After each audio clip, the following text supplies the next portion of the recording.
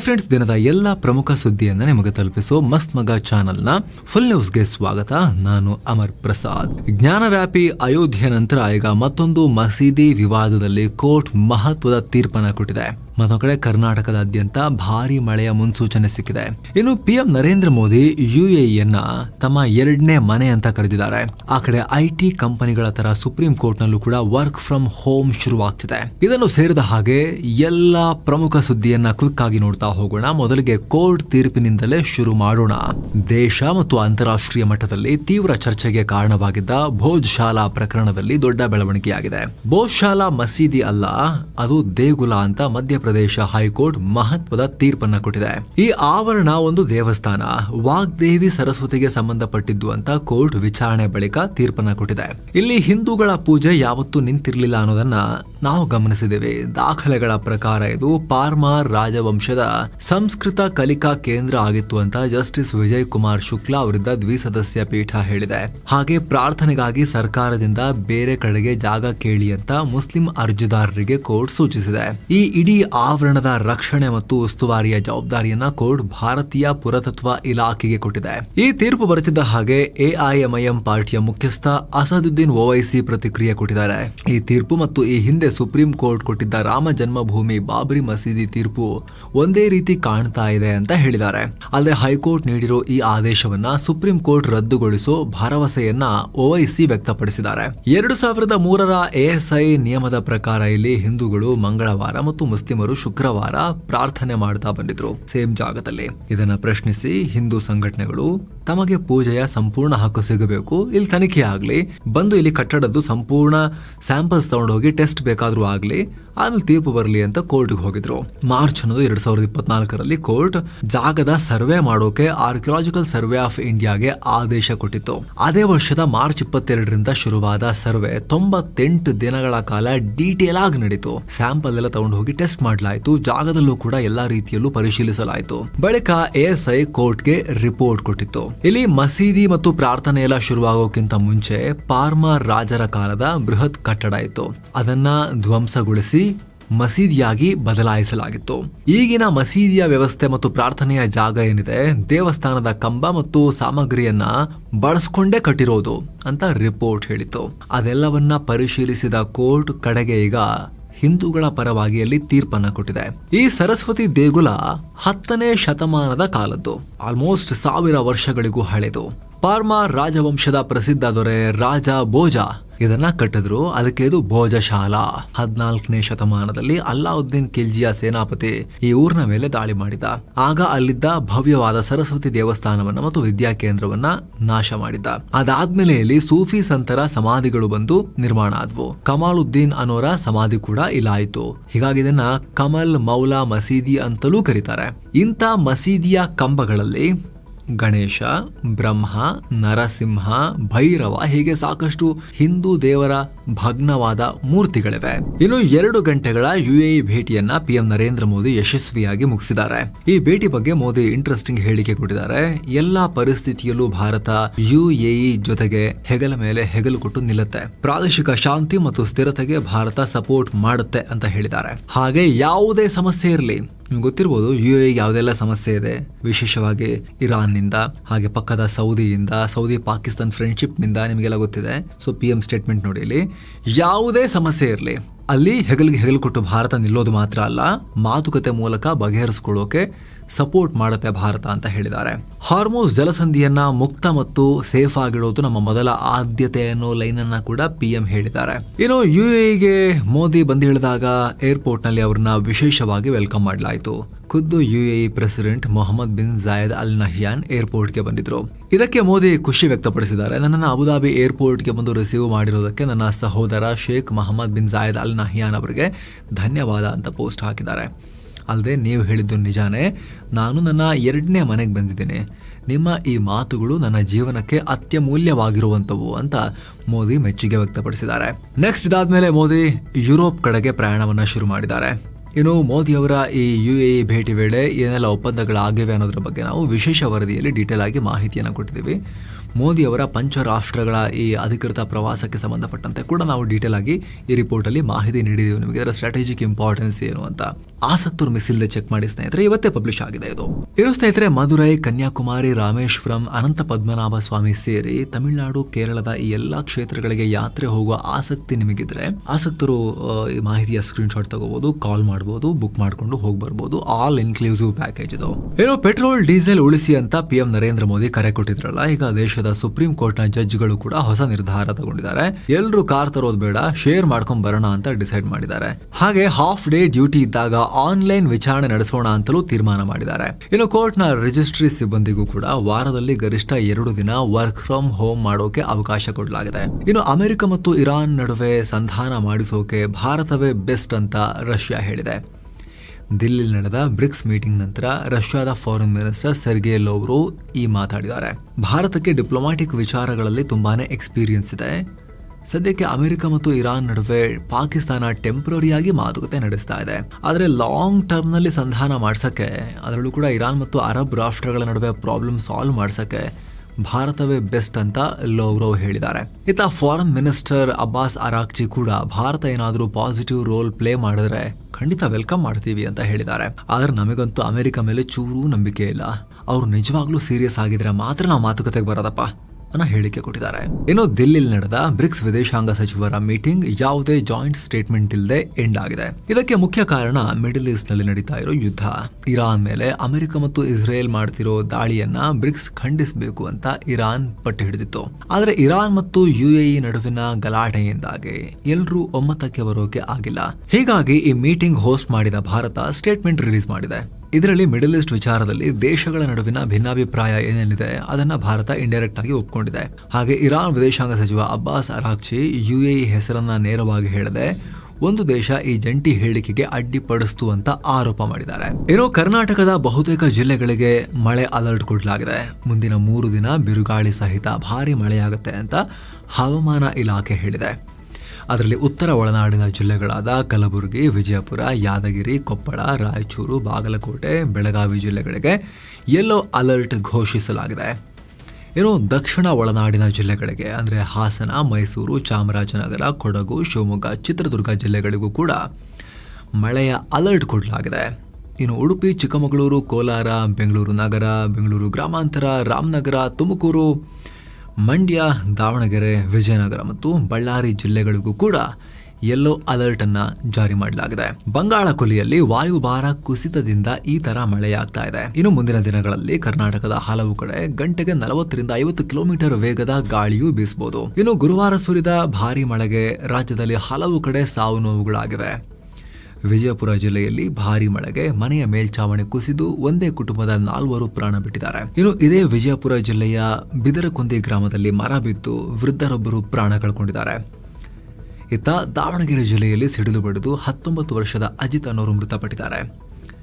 ಬೆಳಗಾವಿ ಮತ್ತು ಹಾವೇರಿ ಜಿಲ್ಲೆಯಲ್ಲೂ ಕೂಡ ಮಳೆ ಅವಾಂತರಕ್ಕೆ ಮನೆಯ ಮೇಲ್ಛಾವಣಿ ಹಾರು ಹೋಗಿದೆ, ಕುಸಿದು ಬಿದ್ದಿದೆ, ಗುಡಿಸಲುಗಳೆಲ್ಲ ಕಿತ್ಕೊಂಡು ಹೋಗಿವೆ. ಇನ್ನು ರೇಣುಕಾ ಸ್ವಾಮಿ ಕೊಲೆ ಕೇಸಲ್ಲಿ ಆರೋಪಿ ದರ್ಶನ್ಗೆ ಸುಪ್ರೀಂ ಕೋರ್ಟ್ ಆಘಾತ ನೀಡಿದೆ. ಜಾಮೀನು ಕೊಡಲ್ಲ ಅಂತ ಹೇಳಿ ಕಳಿಸಿದ್ದಾರೆ. ಈ ಕೇಸಲ್ಲಿ ತುಂಬಾ ವಿಚಾರಣೆ ಲೇಟ್ ಆಗ್ತಿದೆ, ಜೈಲಲ್ಲಿ ಕೈದಿಗಳೆಲ್ಲ ಕಿರುಕುಳ ಕೊಡ್ತಿದ್ದಾರೆ, ಸರಿಯಾದ ಸೌಲಭ್ಯ ಇಲ್ಲ ಅಂತ ಹೇಳಿ ದರ್ಶನ್ ಸುಪ್ರೀಂ ಕೋರ್ಟ್ಗೆ ಜಾಮೀನಾದ್ರೂ ಕೊಡಿ, ಹೆಂಗೂ ಇಲ್ಲಿ ಸಾಕ್ಷ್ಯಗಳ ವಿಚಾರಣೆ ಎಲ್ಲ ಇವ್ರದಲ್ಲಿ ಪ್ರೊಸೆಸ್ ಲೇಟ್ ಆಗ್ತಿದೆಯಲ್ಲ, ಅದರಿಂದ ಅನ್ಯಾಯ ಆಗಬಾರ್ದಲ್ಲ ನನಗೆ ಅಂತ ಕೋರ್ಟಿಗೆ ಹೋಗಿದ್ರು. ಆದರೆ ವಿಚಾರಣೆ ನಡೆಸಿದ ಕೋರ್ಟ್ ವಿಚಾರಣೆಗೆ 1 ವರ್ಷದ ಕಾಲಾವಕಾಶ ಇದೆ ಅಂತ ಹೇಳಿ ವಾಪಸ್ ಕಳಿಸಿದೆ. ಅಷ್ಟರ ಒಳಗಡೆನೆ 60 ಸಾಕ್ಷ್ಯಗಳ ವಿಚಾರಣೆ ಮುಗಿದೇ ಹೋದ್ರೆ ದರ್ಶನ್ ಜಾಮೀನು ಅರ್ಜಿ ಪರಿಗಣಿಸಲಾಗುತ್ತೆ ಅಂತ ಕೋರ್ಟ್ ಹೇಳಿದೆ. ಈ ಮೂಲಕ 1 ವರ್ಷದ ನಂತರವಷ್ಟೇ ದರ್ಶನ್ ಜಾಮೀನಿಗೆ ಟ್ರೈ ಮಾಡಬೇಕು ಅಷ್ಟೇ, ಅಲ್ಲಿ ತನಕ ಚಾನ್ಸ್ ಇಲ್ಲ. ಸದ್ಯ ದರ್ಶನ್ ಪರಪ್ಪನ ಅಗ್ರಹಾರ ಜೈಲಿನಲ್ಲಿದ್ದಾರೀಗ. ಏನೋ ಪೆಟ್ರೋಲ್ ಡೀಸೆಲ್ ದರ ಏರಿಕೆ ಬೆನ್ನಲ್ಲೇ ರಾಜ್ಯದಲ್ಲಿ ಖಾಸಗಿ ಬಸ್ಗಳ ಟಿಕೆಟ್ ದರ ಹೆಚ್ಚಳವಾಗಿದೆ. ಈ ಕುರಿತು ಕರ್ನಾಟಕ ರಾಜ್ಯ ಖಾಸಗಿ ಬಸ್ ಮಾಲೀಕರ ಸಂಘ ಮಾಹಿತಿ ನೀಡಿದೆ. 20 ರಿಂದ 30% ದರ ಏರಿಕೆ ಮಾಡಲಾಗಿದೆ. ಮಧ್ಯರಾತ್ರಿಯಿಂದಲೇ ಈ ನಿಯಮ ಜಾರಿಗೆ ಬರುತ್ತೆ ಅಂತ ಹೇಳಿದೆ. ಅಲ್ಲದೆ ಪ್ರತಿದಿನ ಖಾಸಗಿ ಬಸ್ ಮಾಲೀಕರು ಒಂದು ಬಸ್ಗೆ ಕನಿಷ್ಠ 150 ಲೀಟರ್ ಡೀಸೆಲ್ ಹಾಕಿಸ್ಕೊಳ್ಬೇಕು. ನಮಗೆ ಪ್ರತಿ ಟ್ರಿಪ್ಗೆ ಎಕ್ಸ್ಟ್ರಾ 450 ರೂಪಾಯಿ ಹೊರೆ ಆಗ್ತಾ ಇದೆ. ಇದರ ಪರಿಣಾಮ ಪ್ರಯಾಣಿಕರ ಮೇಲೆ ಬೀಳ್ತಾ ಇದೆ ಅಂತ ಹೇಳಿ ಬಸ್ ಮಾಲೀಕರ ಸಂಘ ಹೇಳಿದೆ. ಇನ್ನು ಕೊಪ್ಪಳದಲ್ಲಿ ಅಪಘಾತ ಆಗಿ ಒಂದೇ ಕುಟುಂಬದ 7 ಜನ ಪ್ರಾಣ ಕಳ್ಕೊಂಡಿದ್ದಾರೆ. ಮುನಿರಾಬಾದ್ ಬಳಿ ತುಂಗಭದ್ರಾ ಸೇತುವೆ ಮೇಲಿಂದ ಟ್ರ್ಯಾಕ್ಟರ್ ಕೆಳಗೆ ಬಿದ್ದು ಈ ಘಟನೆಯಾಗಿದೆ. ಹಿಂಬದಿಯಿಂದ ಟ್ಯಾಂಕರ್ ಗುದ್ದಿತ್ತು ಅಂತ ಗೊತ್ತಾಗಿದೆ. ಘಟನೆಯಲ್ಲಿ 10ಕ್ಕೂ ಅಧಿಕ ಜನ ಗಾಯಗೊಂಡಿದ್ದಾರೆ. ಏನೋ ತಮಿಳುನಾಡು ಎಲೆಕ್ಷನ್ ನಲ್ಲಿ ವೋಟ್ ಹಾಕಿದ್ದಾರೆ ಅಂತ ಹೇಳಿ 10 ವಿದೇಶಿಗರನ್ನ ಅರೆಸ್ಟ್ ಮಾಡಲಾಗಿದೆ. ಚೆನ್ನೈ ಮತ್ತು ಮಧುರೈ ಏರ್ಪೋರ್ಟ್ ಗಳಲ್ಲಿ ಬಂಧಿಸಲಾಗಿದೆ. ಬಂಧಿತರಲ್ಲಿ ಲಂಕಾದ 7 ಜನ, ಬ್ರಿಟನ್, ಇಂಡೋನೇಷಿಯಾ ಮತ್ತು ಕೆನಡಾದ ತಲಾ ಒಬ್ಬೊಬ್ಬರಿದ್ದಾರೆ. ಏರ್ಪೋರ್ಟ್ ನಲ್ಲಿ ಚೆಕ್ ಮಾಡುವಾಗ ಇವರ ಕೈ ಮೇಲಿದ್ದ ಇಂಕ್ ನೋಡಿ ಅರೆಸ್ಟ್ ಮಾಡಲಾಗಿದೆ. ಆಶ್ಚರ್ಯ ಅಂದ್ರೆ ವಿದೇಶಿ ಪಾಸ್ಪೋರ್ಟ್ ಜೊತೆಗೆ ವೋಟರ್ ID ಕಾರ್ಡ್ಗಳು ಸಿಕ್ಕಿವೆ. ಸದ್ಯ ಇವರಿಗೆ ಎಲೆಕ್ಷನ್ ಕಾರ್ಡ್ ಹೆಂಗ್ ಸಿಕ್ತು, ನಿಜವಾಗ್ಲೂ ವೋಟಿಂಗ್ ಮಾಡಿದಾರ ಅಂತ ತನಿಖೆ ನಡೀತಾ ಇದೆ. ತಮಿಳುನಾಡಿನಲ್ಲಿ SIR ನಂತರ 74 ಲಕ್ಷ ನಕಲಿ ಹೆಸರುಗಳನ್ನ ಡಿಲೀಟ್ ಮಾಡಲಾಗಿದೆ. 74 ಲಕ್ಷ ತಮಿಳುನಾಡಿನಲ್ಲಿ. ಹೀಗಿದ್ರು ಕೂಡ ಇವ್ರು ಹೆಂಗ್ ಉಳ್ಕೊಂಡ್ರು, ಈ ತರ ಇನ್ನೆಷ್ಟು ಜನ ಉಳ್ಕೊಂಡಿದ್ದಾರೆ ಅನ್ನೋ ಚರ್ಚೆ ನಡೀತಾ ಇದೆ ಈಗ. ಇನ್ನೊಂದ್ ಕಡೆ ಈ ನೀಟ್ ಹಗರಣದ ಮಾಸ್ಟರ್ ಮೈಂಡ್ ಅನ್ನ CBI ಅರೆಸ್ಟ್ ಮಾಡಿದೆ. ಇದನ್ನ ಪುಣೆ ಮೂಲದ ಕೆಮಿಸ್ಟ್ರಿ ಉಪನ್ಯಾಸಕ PV ಕುಲಕರ್ಣಿ ಅಂತ ಗುರುತಿಸಲಾಗಿದೆ. ನ್ಯಾಷನಲ್ ಟೆಸ್ಟಿಂಗ್ ಏಜೆನ್ಸಿ ಪರವಾಗಿ ನೀಟ್ ಪರೀಕ್ಷಾ ಪ್ರಕ್ರಿಯೆಯಲ್ಲಿ ಕೆಲಸ ಮಾಡ್ತಾ ಇದ್ದ. ಹೀಗಾಗಿ ಈತನಿಗೆ ನೀಟ್ UG ಕ್ವಶನ್ ಪೇಪರ್ ಸಿಕ್ಕಿತ್ತು ಅಂತ CBI ಹೇಳಿದೆ. ಪರೀಕ್ಷೆಗಿಂತ ಮುಂಚೆ ಈತನೇ ಪ್ರಶ್ನೆ ಪತ್ರಿಕೆ ಲೀಕ್ ಮಾಡಿದ್ದ. ಇವನು ಸ್ಪೆಷಲ್ ಕೋಚಿಂಗ್ ಸೆಂಟರ್ ಕೂಡ ನಡೆಸ್ತಾ ಇದ್ದ ಅಂತ ಅಧಿಕಾರಿಗಳು ಹೇಳಿದ್ದಾರೆ. ಯಾಕೆ ಬಿಟ್ರಿ ಕೋಚಿಂಗ್ ಸೆಂಟರ್ ನಡೆಸೋರ್ನ ನಿಮ್ಮ ಎಕ್ಸಾಮ್ ಒಳಗಡೆ ಕೆಲಸ ಮಾಡಕ್ಕೆ? ನೀವು ಒಳಗಿರೋರ್ನೇ ಕಂಟ್ರೋಲ್ ಮಾಡೋಕ್ಕಾಗಲ್ಲ, NTA ಕೆಲಸ ಮಾಡೋರ್ನೇ ಕಂಟ್ರೋಲ್ ಮಾಡೋಕ್ಕಾಗಲ್ಲ ಅಂತ ಹೇಳಿದ್ರೆ ಲೀಕ್ ಮಾಡ್ತಾರೆ ಅಂದ್ರೆ ಮತ್ತೆ NTA ಇರೋದೇನಕ್ಕೆ? ವ್ಯವಸ್ಥೆ ಬದಲಾಗಬೇಕಲ್ವಾ NTA ಹಾಗಾದ್ರೆ? ಸರ್ಕಾರದ ವೈಫಲ್ಯ ಅಲ್ವಾ ಇದು ಹಾಗಾದ್ರೆ? 3 ವರ್ಷದಲ್ಲಿ ಬ್ಯಾಕ್ ಟು ಬ್ಯಾಕ್ 2 ಸಲ ಆಗಿದೆ ಈಗ ನೀಟ್ ಪೇಪರ್ ಲೀಕ್. ಎಲ್ಲಿ ಏನಾಗ್ತಿದೆ? ಎಷ್ಟು ವಿದ್ಯಾರ್ಥಿಗಳಿಗೆ ಅನ್ಯಾಯ ಇದರಿಂದ? ಇನ್ನೊಂದ್ಸಲಿ ಪರೀಕ್ಷೆ ಬರಬೇಕು, ಎಷ್ಟು ಸ್ಟ್ರೆಸ್ ಆಗುತ್ತೆ. ನಮ್ಮ ಸನ್ಮಾನ್ಯ ವಿಪಕ್ಷ ನಾಯಕರು ರಾಹುಲ್ ಗಾಂಧಿ ಎಲ್ಲಾ ವಿಚಾರದಲ್ಲಿ ಮಾತಾಡ್ತಾರೆ. ಇಂಥ ವಿಚಾರದಲ್ಲಿ ಸರ್ಕಾರದ ಕುತ್ತಿಗೆ ಜೋತ್ ಬಿಡಬೇಕು, ಬಗ್ಸೋ ತನಕ ಬಿಡಬಾರ್ದು. ಧರ್ಮೇಂದ್ರ ಪ್ರಧಾನ್ ಅವ್ರನ್ನ ಯಾಕೆ ರಾಜೀನಾಮೆ ಕೊಡಿಸ್ತಾ ಇಲ್ಲ? ಇವ್ರು ಯಾಕೆ ಕೇಳ್ತಾ ಇಲ್ಲ? ಪೋಸ್ಟ್ ಹಾಕಿ ಸುಮ್ಮನೆ ಆಗ್ತಾರೆ. ಇನ್ನು ನೀಟ್ UG ಮರು ಪರೀಕ್ಷೆ ಇದೆ ಜೂನ್ 21ಕ್ಕೆ ನಡೆಯುತ್ತೆ. NTA ಈ ಘೋಷಣೆ ಮಾಡಿದೆ. ಮೇ 3ನೇ ತಾರೀಕು ಪೇಪರ್ ಲೀಕ್ ಆಗಿ ನಂತರ ಎಕ್ಸಾಮ್ ಕ್ಯಾನ್ಸಲ್ ಆಗಿತ್ತು. ಇದರ ಬಗ್ಗೆ ಕೂಡ ತನಿಖೆ ನಡೀತಾ ಇದೆ. ಇನ್ನು ಸೋರಿಕೆ ಆರೋಪದ ಬೆನ್ನಲ್ಲೇ ನೀಟ್ ಪರೀಕ್ಷೆ ವಿಚಾರವಾಗಿ ಕೇಂದ್ರ ಸರ್ಕಾರ ದೊಡ್ಡ ನಿರ್ಧಾರ ತಗೊಂಡಿದೆ. ಮುಂದಿನ ವರ್ಷದಿಂದ ನೀಟ್ ಪರೀಕ್ಷೆಯನ್ನ ಕಂಪ್ಯೂಟರ್ ಆಧಾರಿತ ಅಂದ್ರೆ CBT ಮೋಡ್ ನಲ್ಲೇ ನಡೆಸಲಾಗುತ್ತೆ ಅಂತ ಕೇಂದ್ರ ಶಿಕ್ಷಣ ಸಚಿವ ಧರ್ಮೇಂದ್ರ ಪ್ರಧಾನ್ ಅನೌನ್ಸ್ ಮಾಡಿದ್ದಾರೆ. ಅಲ್ಲದೆ ನೀಟ್ ಸೋರಿಕೆ ಹಗರಣಕ್ಕೆ ಕಾರಣರಾದವರ ವಿರುದ್ಧ ಕಠಿಣ ಕ್ರಮ ತಗೋತೀವಿ ಅಂತ ಸಚಿವರು ಹೇಳಿದ್ದಾರೆ. ಏನೋ ಆಂಧ್ರ ಪ್ರದೇಶದಲ್ಲಿ ಭಾರತದ 5ನೇ ತಲೆಮಾರಿನ ಯುದ್ಧ ವಿಮಾನ ಅಥವಾ AMCA ಪ್ರಾಜೆಕ್ಟ್ ಘಟಕಕ್ಕೆ ಶಂಕುಸ್ಥಾಪನೆ ಮಾಡಲಾಗಿದೆ.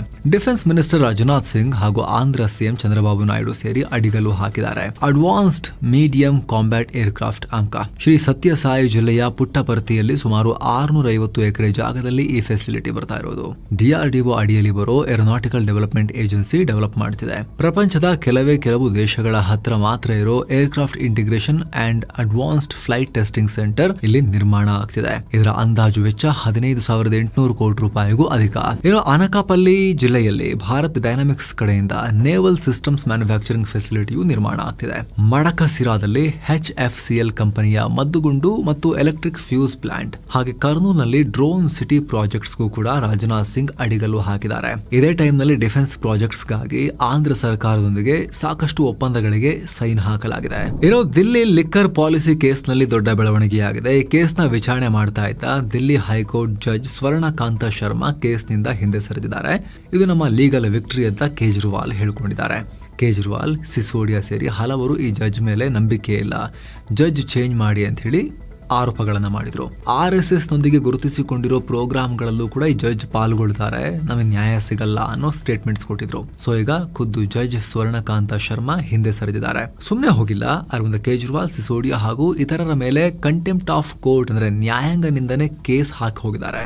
ಏನೋ ಭಾರತದ ಬಿಲಿಯನೇರ್ ಗೌತಮ್ ಅದಾನಿ ಮೇಲಿದ್ದ ಲಂಚ ಆರೋಪದ ಕೇಸನ್ನ ಕೈಬಿಡೋಕೆ ಅಮೆರಿಕ ರೆಡಿ ಆಗಿದೆ ಅಂತ ಬ್ಲೂಮ್ಬರ್ಗ್ ರಿಪೋರ್ಟ್ ಮಾಡಿದೆ. ಸೋಲಾರ್ ಪ್ರಾಜೆಕ್ಟ್ ತಗೊಳ್ಳೋಕೆ ಲಂಚ ಕೊಟ್ಟಿದ್ದಾರೆ ಅನ್ನೋ ಆರೋಪವನ್ನ ಅಮೆರಿಕದಲ್ಲಿ ಮಾಡಲಾಗಿತ್ತು. ಈಗ ಆಲ್ರೆಡಿ ಟ್ರಂಪ್ ಅವರ ಪರ್ಸನಲ್ ಲಾಯರ್ ರಾಬರ್ಟ್ ಜೆಫ್ರಾ ಅವ್ರನ್ನ ಅದಾನಿ ತಮ್ಮ ಲಾಯರ್ ಆಗಿ ನೇಮಕ ಮಾಡಿಕೊಂಡಿದ್ರು. ಈ ಕೇಸ್ಗೆ ಸಾಕ್ಷ್ಯಗಳೇ ಇಲ್ಲ, ಈ ಪ್ರಕರಣ ಅಮೆರಿಕ ಕೋರ್ಟ್ ವ್ಯಾಪ್ತಿಗೆ ಬರಲ್ಲ ಅಂತ ವಾದ ಮಾಡಿದ್ರು. ಹಾಗೆ ಕೇಸ್ ವಾಪಸ್ ತಗೊಂಡ್ರೆ ಅದಾನಿ ಅಮೆರಿಕದಲ್ಲಿ $10 ಬಿಲಿಯನ್ ಇನ್ವೆಸ್ಟ್ ಮಾಡಿ 15,000 ಜನರಿಗೆ ಕೆಲಸ ಕೊಡ್ತಾರೆ ಅನ್ನೋ ಆಫರ್ ಕೂಡ ಮುಂದಿಟ್ಟಿದ್ರು. ಫೈನಲಿ $18 ಮಿಲಿಯನ್ ಫೈನ್ ಕಟ್ಟಿ ಈ ಕೇಸ್ ನಿಂದ ಆಚೆ ಬರೋಕೆ ಅದಾನಿ ಒಪ್ಕೊಂಡಿದ್ದಾರೆ ಅನ್ನೋ ರಿಪೋರ್ಟ್ಸ್ ಬರ್ತಾ ಇದಾವೆ. ಈ ನ್ಯೂಸ್ ಬರ್ತಿದ್ದ ಹಾಗೆ ರಾಹುಲ್ ಗಾಂಧಿ PM ಮೋದಿ ವಿರುದ್ಧ ಕಿಡಿಕಾರಿದ್ದಾರೆ. ನಮ್ಮ ಕಾಂಪ್ರಮೈಸ್ ಆಗಿರೋ PM ಸಿಎಂ ಅಮೆರಿಕದೊಂದಿಗೆ ಮಾಡ್ಕೊಂಡಿರೋದು ಟ್ರೇಡ್ ಡೀಲ್ ಅಲ್ಲ, ಅದಾನಿ ಡೀಲ್ ಬಚಾವ್ ಮಾಡಕ್ಕೆ ಅಂತ ಹೇಳಿ ಟೀಕೆ ಮಾಡಿದ್ದಾರೆ. ಇನ್ನು ರಾಹುಲ್ ಗಾಂಧಿ ಅವರ ಫಾರಿನ್ ಟ್ರಿಪ್ ಬಗ್ಗೆ ದೊಡ್ಡ ವಿವಾದ ಶುರುವಾಗಿದೆ. ಬಿಜೆಪಿ ಇದನ್ನ ರೈಸ್ ಮಾಡ್ತಾ ಇದೆ.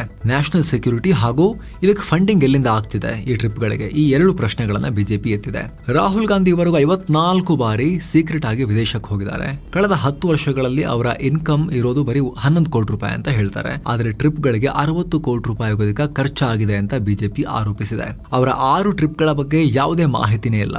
ಈಗ ಒಮಾನ್ ಟ್ರಿಪ್ ಸೇರಿದ್ರೆ 7ನೇ ಸೀಕ್ರೆಟ್ ಟ್ರಿಪ್ ಆಗುತ್ತೆ. ಈ ಟ್ರಿಪ್ಗಳಿಗೆ ದುಡ್ಡು ಎಲ್ಲಿಂದ ಬರ್ತಾ ಇದೆ? ಎಂಪಿ ಆಗಿ ವಿದೇಶಕ್ಕೆ ಹೋಗೋ ಮುಂಚೆ ಕೇಂದ್ರದಿಂದ FCRA ಸೆಕ್ಷನ್ 6 ಅಡಿಯಲ್ಲಿ ಯಾಕೆ ಪರ್ಮಿಷನ್ ತಗೊಂಡಿಲ್ಲ? ಸ್ವಂತ ದುಡ್ಡಲ್ಲಿ ಹೋಗ್ತಾ ಇದ್ದೀರಾ? ಹಾಗಿದ್ರೆ ಬ್ಯಾಂಕ್ ಸ್ಟೇಟ್ಮೆಂಟ್ ತೋರಿಸಿ ದುಡ್ಡೆಲ್ಲಿಂದ ತರ್ತಾ ಇದ್ದೀರಾ ಟ್ರಿಪ್ಗೆ ಅಂತ ಹೇಳಿ ಪ್ರೂವ್ ಮಾಡಿ ಅಂತ ಬಿಜೆಪಿ ಪ್ರಶ್ನೆ ಮಾಡಿದೆ. ಇದಕ್ಕೆ ಕಾಂಗ್ರೆಸ್ ತಿರುಗೇಟು ಕೊಟ್ಟಿದೆ. ದೇಶದ ಆರ್ಥಿಕತೆ ಕುಸಿದು ಹೋಗಿದೆ. NDA ಸರ್ಕಾರದ ಫಾರಿನ್ ಪಾಲಿಸಿ ಕಂಪ್ಲೀಟ್ ಫ್ಲಾಪ್ ಆಗಿದೆ. ಇದನ್ನು ಮುಚ್ಚಿ ಹಾಕಕ್ಕೆ ಬಿಜೆಪಿ ಈ ತರ ಡೈವರ್ಷನ್ ಪಾಲಿಟಿಕ್ಸ್ ಮಾಡ್ತಾ ಇದೆ ಅಂತ ಹೇಳಿ ಆರೋಪ ಮಾಡಿದೆ ಕಾಂಗ್ರೆಸ್. ದೇಶದಲ್ಲಿ 4 ಮಕ್ಕಳು ಹುಟ್ಟಿದ್ದಾರೆ. ಲಕ್ಷಾಂತರ ಮಕ್ಕಳು ಹುಡ್ತಾರೆ, 4 ಮಕ್ಕಳು ಹುಟ್ಟೋ ದೊಡ್ಡ ವಿಚಾರನ ಅಂತ ಕೇಳ್ಬೋದು ನೀವು. ಈ 4 ಮಕ್ಕಳು ಒಂದೇ ತಾಯಿ ಹೊಟ್ಟೆಯಲ್ಲಿ ಒಂದೇ ಟೈಮಲ್ಲಿ ಹುಟ್ಟಿದ್ದಾರೆ. ಅವಳಿ ಅಲ್ಲ, ತ್ರಿವಳಿ ಅಲ್ಲ, 4 ಮಕ್ಕಳು. ಡೆಲಿವರಿ ಶುರುವಾಗಿ 5 ದಿನ ಆಯ್ತು. ದಿನಕ್ಕೊಂದೊಂದು ಮಕ್ಕಳು ಹುಡ್ತಾ ಇದ್ದಾರೆ. ಇದರಲ್ಲಿ 2 ಗಂಡು 2 ಹೆಣ್ಣು. ಈ ಮಕ್ಕಳು ಬೇರೆ ಬೇರೆ ಚೀಲದಲ್ಲಿ ಅಂದ್ರೆ ಸ್ಯಾಕ್ ನಲ್ಲಿ ಬೆಳೆದಿದ್ರು, ಒಂದೇ ಗರ್ಭಕೋಶದ ಒಳಗಡೆ. ಆದ್ರೂ ಕೂಡ ಆಪರೇಷನ್ ಆಗಿಲ್ಲ, ಸರ್ಜರಿ ಇಲ್ಲ, ನಾರ್ಮಲ್ ಡೆಲಿವರಿ ಮಾಡಿದ್ದಾರೆ. 5 ದಿನಗಳಲ್ಲಿ ದಿನಕ್ಕೊಂದೊಂದು ಮಗು ತರ ಹೊರ ತೆಗೆದಿದ್ದಾರೆ. ಮೆಡಿಕಲ್ ಅಚೀವ್ಮೆಂಟ್ ಅಂತ ಹೇಳಿ ಡಾಕ್ಟರ್ಸ್ ಹೇಳ್ತಿದ್ದಾರೆ. ತಾಯಿ ಆರೋಗ್ಯವಾಗಿದ್ದಾರೆ. ಒಂದು ಮಗು ಆರೋಗ್ಯವಾಗಿದ್ದು ಉಳಿದ ಮಕ್ಕಳನ್ನ ಅಬ್ಸರ್ವೇಷನ್ ನಲ್ಲಿ ಇಡಲಾಗಿದೆ. ಜಾಸ್ತಿ ತೂಕ ಇಲ್ಲ, 700 ಗ್ರಾಮ್ 800 ಗ್ರಾಮ್ ಈ ತರ 1 kg ಆಸುಪಾಸಿನ ಒಳಗಡೆನೆ ಇದ್ದಾರೆ ಮಕ್ಕಳು ಅಂತ ಹೇಳಿ ಹೇಳಲಾಗ್ತಿದೆ. ಜೊತೆಗೆ ಮಕ್ಕಳು ಹುಟ್ಟಿರೋದು 7 ತಿಂಗಳ ಒಳಗಡೆನೆ, 6 ತಿಂಗಳ ಆಸುಪಾಸಲ್ಲಿ ಮಕ್ಕಳು ಹುಟ್ಟಿದ್ದಾರೆ. ಈಗ ಒಂದೇ ಸಲ 4 ಮಕ್ಕಳಿಗೆ ಜನ್ಮ ಅಂತೂ ಸಿಕ್ಕಿದೆ. ಅವರು ಆರೋಗ್ಯವಾಗಿರ್ಲಿ ಅಂತ ನಾವು ಆಶಿಸೋಣ. ಏನು ಭಾರತದ ಷೇರುಪೇಟೆ ಲಾಸ್ ಮಾಡ್ಕೊಂಡಿದೆ. ವಾರದ ಕೊನೆ ಸೆಷನ್ ನಲ್ಲಿ ಸೆನ್ಸೆಕ್ಸ್ 160 ಪಾಯಿಂಟ್ಸ್ ಅಥವಾ 0.21% ಬಿದ್ದು 75,237ಕ್ಕೆ ರೀಚ್ ಆಗಿದೆ. ನಿಫ್ಟಿ 46 ಪಾಯಿಂಟ್ಸ್ ಅಥವಾ 0.19% ಕುಸಿದು 23,643ಕ್ಕೆ ತಲುಪಿದೆ. BSE ಮಿಡ್ ಕ್ಯಾಪ್ ಇಂಡೆಕ್ಸ್ 0.48% ಬಿದ್ದರೆ ಸ್ಮಾಲ್ ಕ್ಯಾಪ್ ಇಂಡೆಕ್ಸ್ 0.37% ಬಿದ್ದಿದೆ. ಹೂಡಿಕೆದಾರರು ಸಿಂಗಲ್ ಸೆಷನ್ ನಲ್ಲಿ 2 ಲಕ್ಷ ಕೋಟಿ ರೂಪಾಯಿ ಕಳ್ಕೊಂಡಿದ್ದಾರೆ. ಅಮೆರಿಕ ಇರಾನ್ ಉದ್ವಿಗ್ನತೆಯಿಂದ ಕ್ರೂಡ್ ಆಯಿಲ್ ಬೆಲೆ ಏರ್ತಾ ಇದೆ. ಈಗ ಈ ಕ್ಷಣಕ್ಕೆ ರೆಕಾರ್ಡ್ ಆಗೋ ಟೈಮ್ ನಲ್ಲಿ ಪ್ರತಿ barrel Brent crude oil price ಬ್ಯಾರಲ್ಗೆ $108 ಇತ್ತು. ಜಾಗತಿಕ ಮಾರುಕಟ್ಟೆಯಲ್ಲೂ ವೀಕ್ ಟ್ರೆಂಡ್ ಇದೆ. ಡಾಲರ್ ಮುಂದೆ ರೂಪಾಯಿ ಬೀಳ್ತಾನೆ ಇದೆ. ಇದರಿಂದ ಪ್ರಾಫಿಟ್ ಬುಕಿಂಗ್ ಆಗಿ ಮಾರ್ಕೆಟ್ ರೆಡ್ ಆಗಿದೆ. Tata Steel, SBI, Eternal, Reliance Industries, UltraTech Cement, Mahindra and Mahindra loss ಮಾಡ್ಕೊಂಡಿವೆ. ಆದರೆ Tech Mahindra, Infosys, Power Grid Corp, Maruti Suzuki, Bharti Airtel, Adani Ports ಚೆನ್ನಾಗಿ ಪರ್ಫಾರ್ಮ್ ಮಾಡಿವೆ. BSE ನಲ್ಲಿ ಒಟ್ಟು 2566 ಸ್ಟಾಕ್ಸ್ ರೆಡ್ ನಲ್ಲಿದ್ರೆ 1619 ಸ್ಟಾಕ್ಸ್ ಗ್ರೀನ್ ನಲ್ಲಿವೆ. ಅದೇ NSE ನಲ್ಲಿ ಒಟ್ಟು 2027 ಸ್ಟಾಕ್ಸ್ ರೆಡ್ ನಲ್ಲಿದ್ರೆ 1215 ಸ್ಟಾಕ್ಸ್ ಗ್ರೀನ್ ನಲ್ಲಿವೆ. ಇನ್ನು ಡಾಲರ್ ಮುಂದೆ ರೂಪಾಯಿ ಮೌಲ್ಯ ಇವತ್ತು 96ಕ್ಕೆ ರೀಚ್ ಆಗಿ ಹೊಸ ರೆಕಾರ್ಡ್ ಮಾಡಿತ್ತು. ಆದ್ರೆ ದಿನದ ಅಂತ್ಯಕ್ಕೆ ಒಟ್ಟು 9 ಪೈಸೆ ಜಾಸ್ತಿಯಾಗಿ $95.80 ಬಂದು ನಿಂತ್ಕೊಂಡಿದೆ. ಇನ್ನು Q4 ರಿಸಲ್ಟ್ಸ್ ಕಡೆಗೆ ಬರೋದಾದ್ರೆ ಟಾಟಾ ಸ್ಟೀಲ್ ಈ ಬಾರಿ ಉತ್ತಮ ಪ್ರದರ್ಶನ ಕೊಟ್ಟಿದೆ. Net profit year on year ಬರೋಬ್ಬರಿ 125% ರೈಸ್ ಆಗಿ 2926 ಕೋಟಿ ರೂಪಾಯಿ ಅರ್ನ್ ಮಾಡಿದೆ. ಕಚ್ಚಾ ವಸ್ತುಗಳ ಬೆಲೆ ಇಳಿಕೆಯಾಗಿ ಖರ್ಚು ವೆಚ್ಚ ಕಮ್ಮಿಯಾಗಿ ಪ್ರಾಫಿಟ್ ಆಗಿದೆ. ಇನ್ನು ಹಿಂದೂಸ್ತಾನ್ ಕಾಪರ್ ಪಾಲಿಗೆ good quarter. Net profit 132% jump ಆಗಿ 444 ಕೋಟಿ ರೂಪಾಯಿಗೆ ತಲುಪಿದೆ. ಕಾಪರ್ ಬೆಲೆ ಜಾಸ್ತಿ ಆಯ್ತಲ್ಲ ಹಾಗಾಗಿ. ಇನ್ನು ಚಿನ್ನ ಮತ್ತು ಬೆಳ್ಳಿ ಬೆಲೆ ವಿಚಾರಕ್ಕೆ ಬಂದ್ರೆ 24 ಕ್ಯಾರೆಟ್ನ 10 ಗ್ರಾಮ್ ಚಿನ್ನದ ಬೆಲೆಯಲ್ಲಿ 2949 ರೂಪಾಯಿ ಕಮ್ಮಿಯಾಗಿ 1,58,210 ರೂಪಾಯಿ ಆಗಿದೆ. 22 ಕ್ಯಾರೆಟ್ನ 10 ಗ್ರಾಮ್ ಚಿನ್ನದ ಬೆಲೆಯಲ್ಲಿ 2,700 ರೂಪಾಯಿ ಕಮ್ಮಿಯಾಗಿ 1,44,920 ರೂಪಾಯಿ ಆಗಿದೆ. 1 kg ಬೆಳ್ಳಿ ಬೆಲೆಯಲ್ಲಿ 18,693 ರೂಪಾಯಿ ಕಮ್ಮಿಯಾಗಿ 2,68,500 ರೂಪಾಯಿ ಆಗಿದೆ. ಸೊ ಫ್ರೆಂಡ್ಸ್, ಇದಾಗಿತ್ತು ಇವತ್ತಿನ ಫುಲ್ ನ್ಯೂಸ್. ನಾವು ಕೊಯ್ದಿಲ್ಲ, ಎಳೆದಿಲ್ಲ, ಕಿರ್ಚಾಡಿಲ್ಲ, ಬರೀ ಸುದ್ದಿಯ ರೀತಿಯಲ್ಲಿ ನಿಮಗೆ ತಲುಪಿಸ್ತಾ ಹೋಗೋ ಪ್ರಯತ್ನ ಮಾಡ್ತಾ ಇದ್ದೀವಿ. ನಿಮಗಿದು ಇಷ್ಟ ಆಗ್ತಾ ಇದ್ರೆ ಸ್ನೇಹಿತರೆ, ವಿಡಿಯೋ ಕೆಳಗಡೆ ಇರೋ ಜಾಯಿನ್ ಆಪ್ಷನ್ ಮೂಲಕ ಆಸಕ್ತ ವೀಕ್ಷಕರು ಮಸ್ತ್ ಮಗ ಚಾನಲ್ಗೆ ಮೆಂಬರ್ ಆಗಿ ಜಾಯಿನ್ ಆಗ್ಬೋದು. ಎಲ್ಲ ಮೆಂಬರ್ ಓನ್ಲಿ ವಿಡಿಯೋಸನ್ನು ಕೂಡ ನೋಡೋಕೆ ಶುರು ಮಾಡ್ಬೋದು. ಎಲ್ಲಕ್ಕಿಂತ ಹೆಚ್ಚಾಗಿ ಅದು ನೀವು ನಮಗೆ ಕೊಡೋ ಅತಿ ದೊಡ್ಡ ಸಪೋರ್ಟ್. ಆಸಕ್ತರು ಚೆಕ್ ಮಾಡಿ ಮತ್ತೆ ಭೇಟಿ ಆಗ್ತಿರೋಣ. ನಮಸ್ಕಾರ ಸ್ನೇಹಿತರೆ.